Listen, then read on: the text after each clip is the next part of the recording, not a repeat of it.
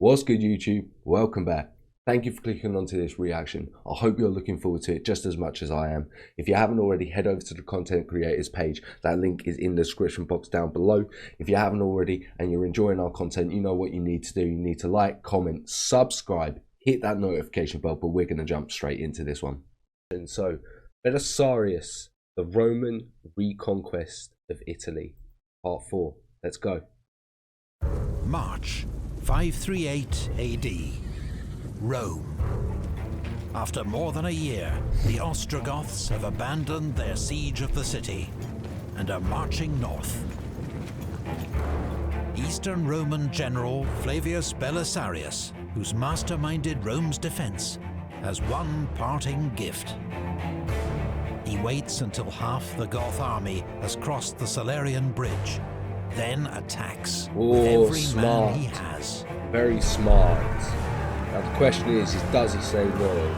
That's the question for this reaction. The fighting is desperate. The Goth rearguard tries to hold back the Romans. They just have no chance. But they are overwhelmed. Yeah. They're absolutely the Goths push over. And shove to get across the bridge. Those who cannot are slaughtered or drown in the river.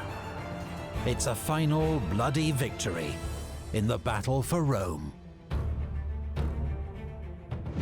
In Constantinople, capital of the Eastern Roman Empire, Emperor Justinian has just overseen construction of the most magnificent church in the world. Okay. The Cathedral of Hagia Sophia, Holy Wisdom. Now, with God's backing, he's poised to complete another great objective.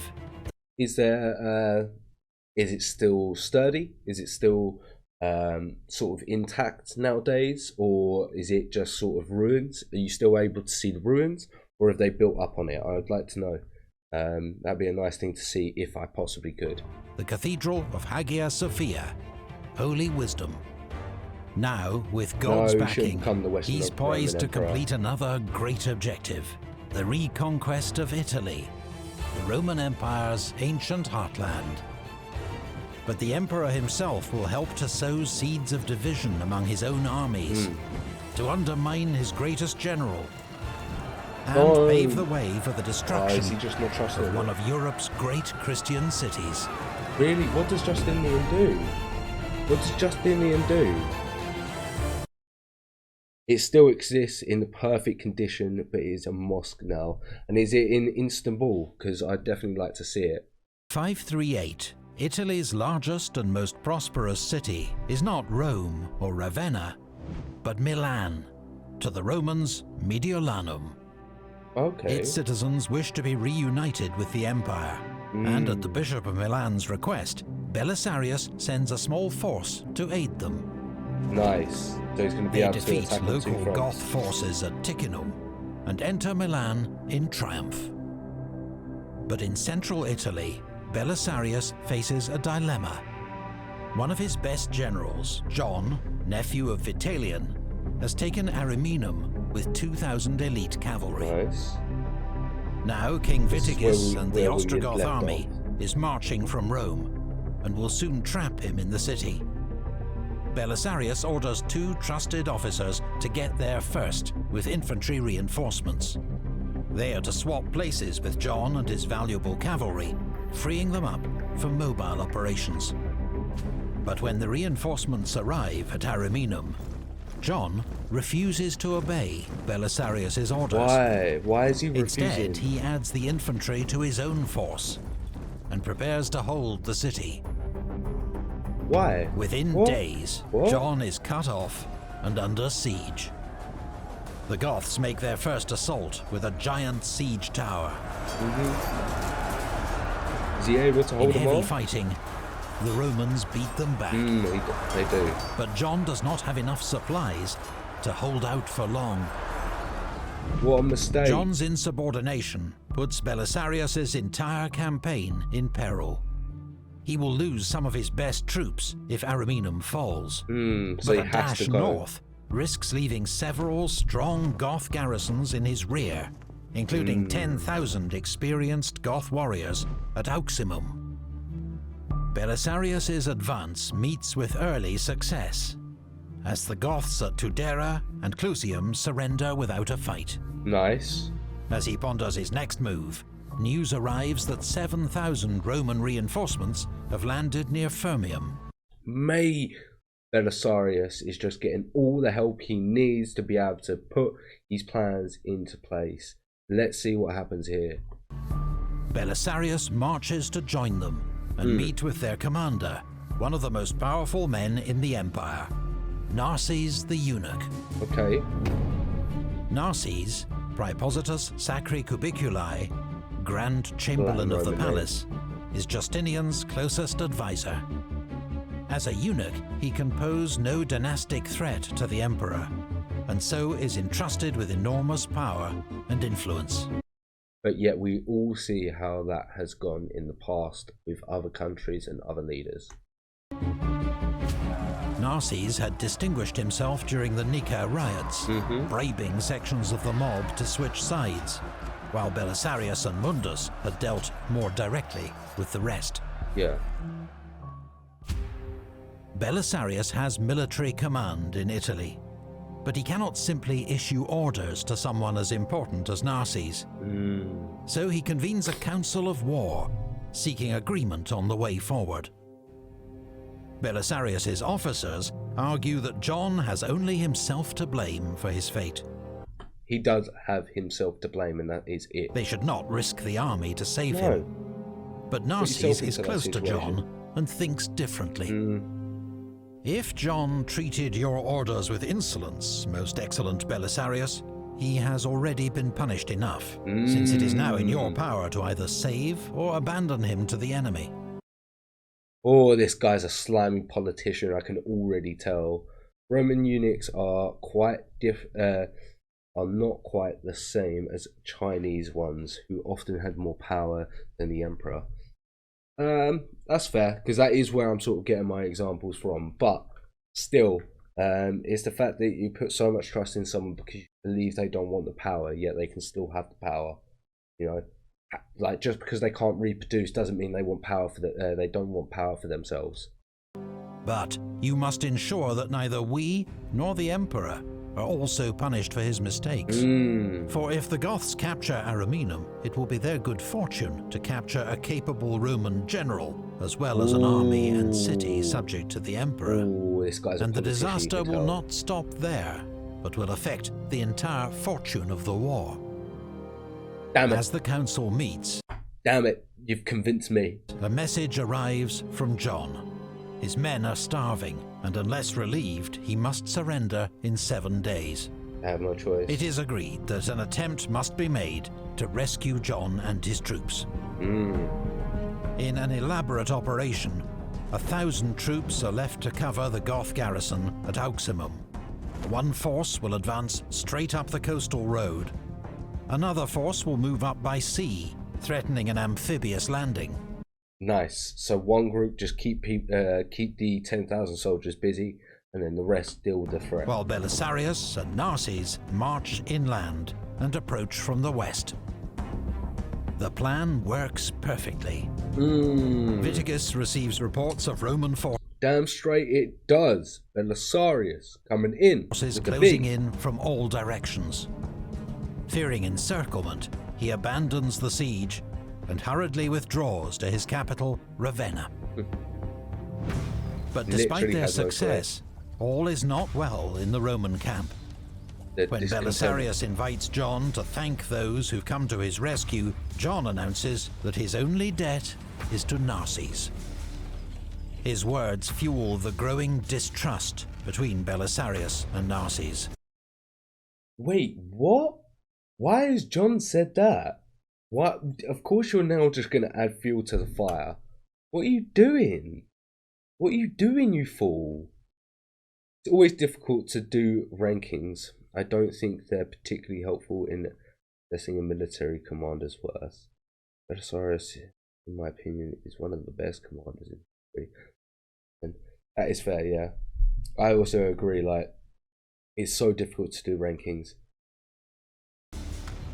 In the words of Procopius, historian and eyewitness, from that time on, these two men began to regard each other with great suspicion. The chain of command among Eastern Roman generals is not always clear and is rarely set in stone. Referring decisions back to the emperor takes months, so a general's authority may often rest on his ability to win over his senior officers. It's possible Justinian encourages such a system to hinder overmighty generals who attempted to challenge his rule. That makes sense. Is this why he has sent Narses to Italy, to clip the wings of Belisarius? We don't know. But for the war in Italy, the consequences of this system will soon lead to catastrophe. Belisarius seems so loyal and you're doing this to him. What would you guys have done? John and other discontented officers begin to encourage Narses to oppose Belisarius. It is beneath his dignity, they tell him, to take orders from a mere general. When Belisarius reveals his plan to methodically eliminate the Goth strongholds in central Italy prior to an advance on Ravenna, Narses objects. The strategy is too cautious. Instead, Narses proposes an immediate advance into Aemilia to seize more territory from the Goths. The issue with that is the reason why Belisarius has been doing so well is because he's taken his time and doing this as a slow conquest. Not raiding, he's doing a slow conquest, taking bit by bit, but folding it within the kingdom, the Roman Empire again. These things take time. In frustration, Belisarius produces a letter from the emperor. We have not sent our steward Narses to Italy in order to command the army. We wish Belisarius alone to command the whole army in whatever manner seems best to him. It is the duty of all to obey him in the interest of our republic. So shut the fuck up and do what I tell you. To which Narses replies, your strategy is not in the interest of the republic. Fuck up. The army splits into two factions, each pursuing its own strategy, a potentially absolutely stupid waste of men, waste of resources, just two different ideas. I see how this is going to go wrong. Disastrous situation, but fortunately for the Romans, one which Witigis in Ravenna fails to exploit. Belisarius is able to take Urbino when its well unexpectedly fails. Narses sends John to capture Forum Cornelii in Aemilia. But in the north, a storm is brewing. Oh no. This city of Milan far surpasses all the cities of Italy in size and population and every other sort of prosperity. This city, I say, has fallen into great danger. The urgency of the moment does not allow me to use many words. But you, I say, must defend the people of Milan in their peril with all possible speed. If you hesitate to come to us in the present crisis, the result will be that we will perish after suffering the most cruel fate possible. Who's going to answer the call? That's the question. Because I think they have to go. They have to go, right? 539 AD. Milan is held by just 300 Roman troops and its citizen militia. The Goths have reacted swiftly to its loss, and the city is now besieged by Uraeus, the king's nephew. He is supported by a huge force of Burgundians, sent by Theodebert, king of the Franks, a Goth ally, though how far he can be trusted is anyone's guess. By winter, Milan is starving. So its people are eating... Is he gonna come back and bite him on the arse because he can't be trusted? ...mice and dogs. Belisarius, besieging Urvivento, orders a force to march to the city's aid. But when its commanders learn of the size of the Burgundian force, they halt at the River Po and refuse to go further without support from John and his troops in Aemilia. By now, John only obeys orders from Narses. By the time Belisarius has written to Narses and persuaded him of the urgency of the situation, it is too late. Oh my god, John and Justinian needed to go straight away. This whole situation has been screwed up. Holy, literally come in and fuck the garrison of Milan all the gains I'm getting, their commander's plea to die. I'd be fuming. I'm getting internally angry. That's why I'm talking over the video. I'm actually getting physically angry. Hate it when people just fuck things up. Like heroes, do your job, and negotiate their own surrender, abandoning the civilians to their fate. Goths and Burgundians slaughter every male they can find in the city. We've heard that before throughout many of different historical events to do with the Roman Empire, that the men just get absolutely slaughtered, every single male. Heard that before. Women and children are given to the Burgundians as slaves. One of the greatest cities in Italy is plundered and razed to the ground. What an absolute loss, because they didn't want to react in time. So frustrating. The destruction of Milan is the direct consequence of a fatally divided Roman high command. Shocked into action, Justinian recalls Narses to Constantinople. Belisarius once more has sole, undisputed command in Italy. Yes, that's what he fucking needed from the start. Fools! The northern part of the country has now been ravaged by 2 years of war. I bet that's just going to affect it's going to affect the harvest, it's going to affect the income, it's going to, the economy, it's just going to affect so much. Just in which time no harvests are gathered. Vitiges cannot campaign. See? I'm not that dumb. But I'm not that dumb. No, I'm dumb. Without supplies, and remains in Ravenna. Roman forces can be supplied by sea with grain from Sicily and the south.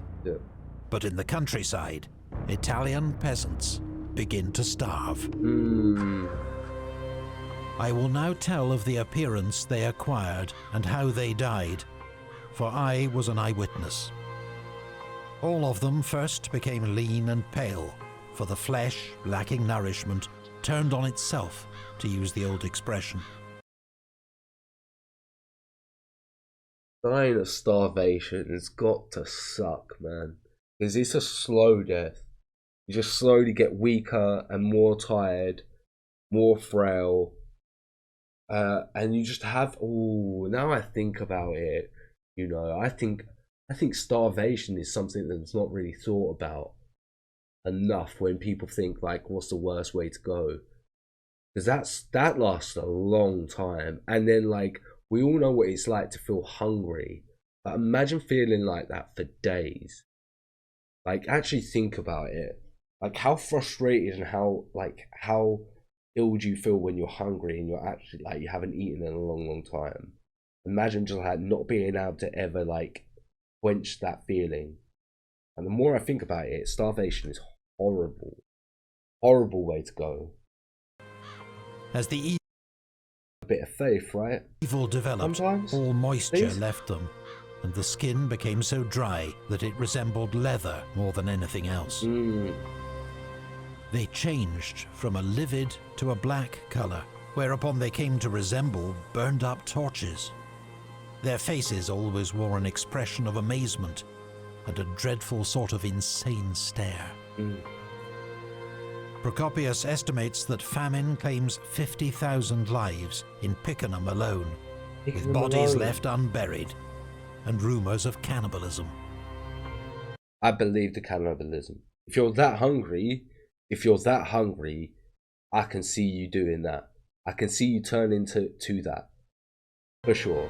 When King Theodebert himself suddenly leads a great Frankish army into northern Italy, attacking Goths and Romans alike, he finds he has entered a wasteland. His army, unable to find supplies and decimated by disease and dysentery, quickly withdraws back across the Alps. He literally took advantage of the area being weakened by sort of this war going on, but it was so devastated that he wasn't able to supply his men through the fields and the crops that would have been harvested. They had to, and then got caught disease and had to flee. That's absolutely insane. The northern part of Italy got absolutely sacked. The war grinds on as Belisarius besieges the Goth strongholds at Faesulae and Auximum. Auximum is impregnable. Only starvation will force the Goths to give up. Skirmishes are fought in the surrounding hills as each side ambushes the enemy's foraging parties. Belisarius is amazed by the Goths' determination. Eventually, he learns from a prisoner that one of his own men has been passing messages from Vitiges to the he's got a rat in his garrison, promising help, urging them to hold out a little longer.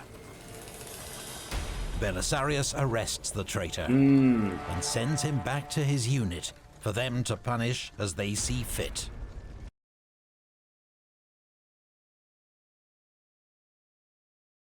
I can only imagine what happened to that man.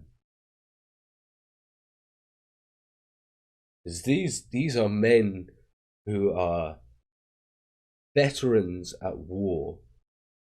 So their feelings are pretty sturdy, and I imagine they have a very, very strong sense of brotherhood and loyalty. And for someone to do that to you, I can only imagine what happened to him. It was either really, really bad or it was quick. Do you know what I mean? That's insane. That's absolutely insane.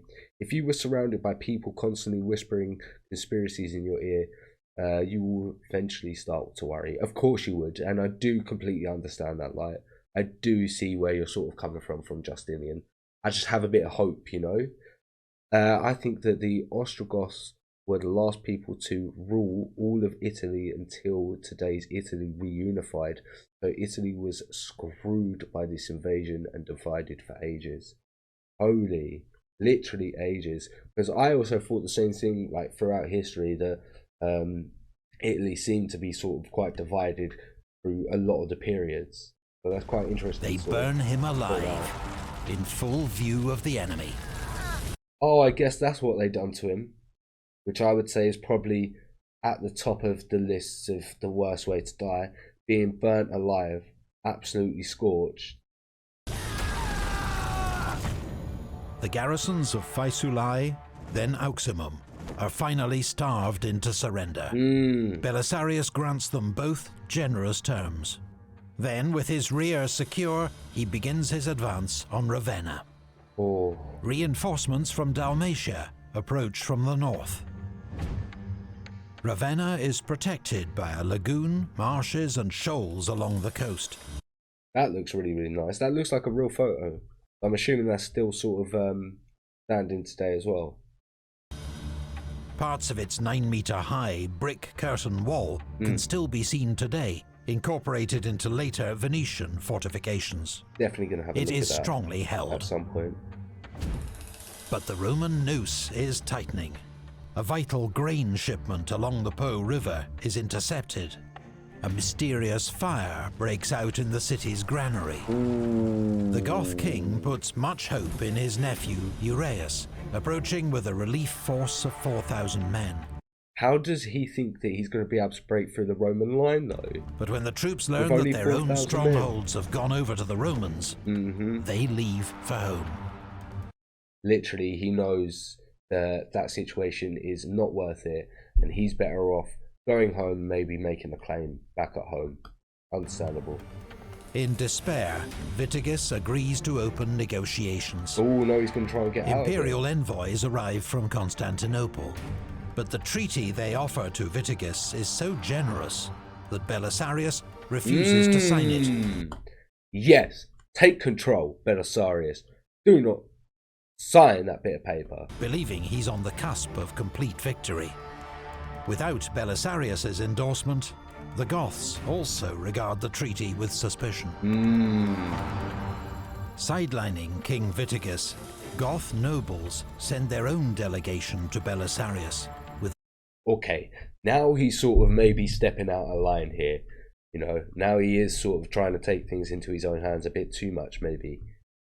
Maybe tread that line a bit more. The secret offer to make him Emperor of the West, if he will guarantee their security. Belisarius swears only that no harm will come to the Goths if they surrender. An oath to rule over the Goths he will swear later, before Witigis himself. The Goth delegation is satisfied. I'll be pissed off. What man would turn down the offer of a crown? The gates of the city are opened, and Belisarius marches into Ravenna at the head of his troops. Yes. He ensures grain arrives in the city quickly. Then he tells the Goth warriors, who outnumber the Romans, to disperse back to their homes. After giving them grain as well, that is only fair. You've got to give this man his fucking dues. Got to give this man his dues. There is no plundering of private property and no violence. Belisarius has triumphed. But it will soon emerge he is not playing straight with the Goths. In which way? Why? While I watched the entry of the Roman army into Ravenna at that time, it occurred to me that the outcome of events is determined not by the wisdom of men, nor any other virtue on their part, but that there is some supernatural power that is ever warping their intentions and leading them in such a way that nothing will hinder that which is being brought to pass. I mean, he is getting a lot of victory here. For though the Goths were greatly superior to their enemy in number and power, and had neither lost a great battle nor been humbled by any other disaster, still they were made captives by the weaker army, and regarded the name of slavery as no insult. I mean, I disagree with the end part there. I think they did get humbled in other ways.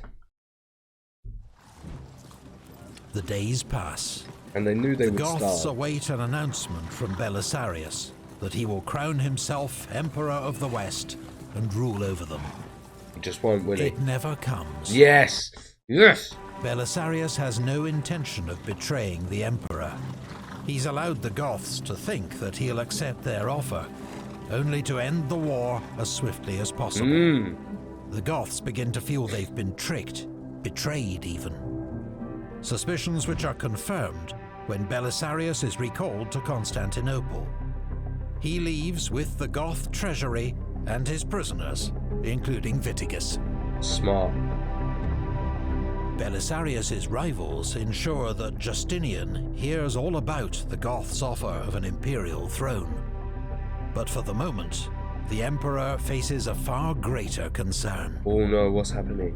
One of Witigis's last acts as king had been to send 2 secret agents to the court of King Khosrow in far-off Persia with a plea for aid.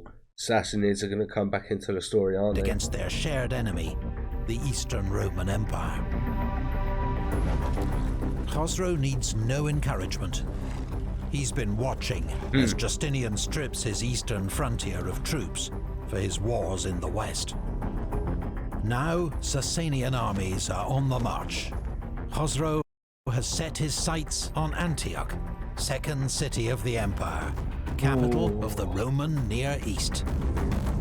Justinian believes only one man can stop him, Belisarius. And he's probably right. Thank you again to our videos. And I think you guys think he's right as well. What another great reaction. We will jump on to the next one in a moment. Already enjoying this.